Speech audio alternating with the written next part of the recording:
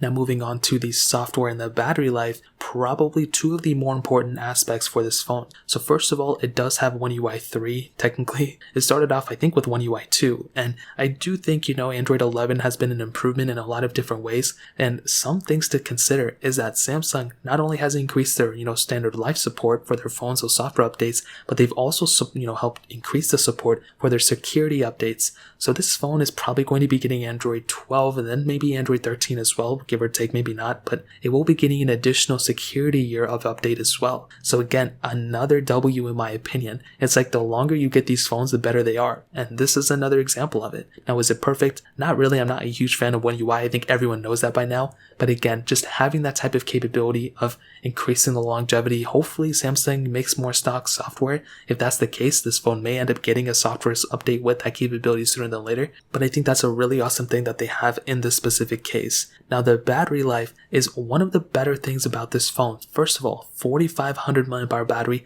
with the reverse wireless charging and wireless charging. As I mentioned before, this is another huge area where this phone just takes a huge W.